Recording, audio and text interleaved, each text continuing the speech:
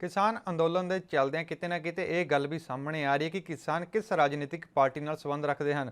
ਇਸੇ ਦੌਰਾਨ ਰਵਨੀਤ ਬਿੱਟੂ ਨੇ ਵੀ ਆਪਣੇ ਬਿਆਨ ਦਿੱਤੇ ਹਨ, ਜਿਸ ਦੌਰਾਨ ਉਹਨਾਂ ਕਿਹਾ ਕਿ ਵੋਟ ਪਾਉਣਾ ਸਭ ਦਾ ਹੱਕ ਹੈ ਤੇ ਕਿਸੇ ਨਾ ਕਿਸੇ ਪਾਰਟੀ ਨੂੰ ਤਾਂ ਵੋਟ ਪਾਉਂਦੇ ਹੀ ਹਨ। ਕਿਸਾਨਾਂ ਦਾ ਹੱਕ ਹੈ ਕਿ ਉਹ ਕਿਸੇ ਵੀ ਪਾਰਟੀ ਨੂੰ ਵੋਟ ਪਾ ਸਕਦੇ ਹਨ। ਇਸ ਦੇ ਨਾਲ ਹੀ ਬੰਗਾਲ ਚੋਣਾਂ 'ਚ ਮਮਤਾ ਬੈਨਰਜੀ ਦੇ ਬਾਰੇ ਵੀ ਉਹਨਾਂ ਗੱਲ ਕੀਤੀ ਹੈ, ਉਹਨਾਂ ਦੀ ਸੁਰੱਖਿਆ ਬਾਰੇ ਵੀ ਜ਼ਿਕਰ ਕੀਤਾ है। उन्होंने इस दौरान कहा कि भाजपा सरकार च डर बनया होया है। होर उन्होंने अपने की बयान दिते सुनाने आ।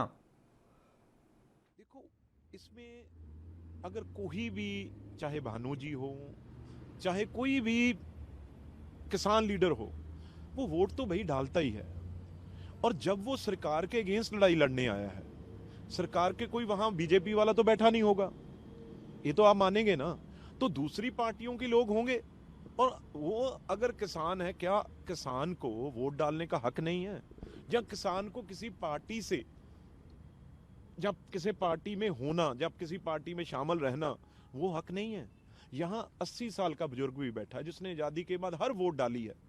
तो क्या भानु जी ये कहना चाहते हैं, जहां कोई भी ये लोग कहां से हम लाए जिसने वोट ना किसी पार्टी को दी हो? अब ऐसे है, टिकैत साहब अब गए, टिकैत साहब भानु जी से पूछना और टिकैत साहब से पूछना और टिकैत साहब से भाई से पूछना, जो बालियान खेप के लीडर हैं, उन्होंने खुद पिछली बार, बालियान मंत्री हैं जो पहले कृषि मंत्री भी थे और अब भी वो स्टेट मिनिस्टर हैं, उनको उन्होंने बीजेपी को जिताया था, ऑन रिकॉर्ड है। तो अब वो बाकी सारी स्टेट्स में गए हुए हैं, वहां पे ओटीएमसी के एमपी के साथ सीधी बात कर रहे हैं, जिन्होंने कहा अभी हमने इकट्ठ कर दिया है सारा, तो आप जाके बोलिए। तो ऐसे ही अगर असम में जाएंगे तो वो कांग्रेस की मदद करेंगे बीजेपी अगेंस्ट, अगर वो केरल में जाएंगे किसान तो यूडीएफ की मदद करेंगे, और अगर वो तमिलनाडु जाएंगे तो वो डीएमके प्लस अलायंस कांग्रेस के साथ है, उसकी मदद करेंगे, वाइको की मदद करेंगे। देखो, ममता जी एक ऐसी लीडर है जो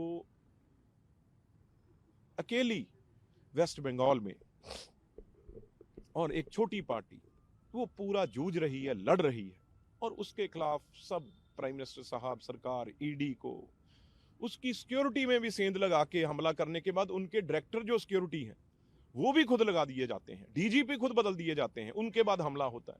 आप देखिए तो सही, अब वो और क्या कहेगी? जिस प्रदेश में डीजीपी आप लगाएं, जिस प्रदेश में आप बड़े से बड़े ऑफिसर वहां पे आप इलेक्शन कमीशन के द्वारा भेजो, और जो हर टाइम जिसने सिक्योरिटी करनी है उनके घर की, ऑफिस की, प्रोग्रामों की, वो ऑफिसर भी आप बीजेपी वाले खुद लगा लेते हो, तो और रह क्या जाता है? ये कहीं ना कहीं ये बीजेपी की नाकामी है, ये डर है, ये कहीं ना कहीं भय है बीजेपी के, मोदी साहब के अंदर जो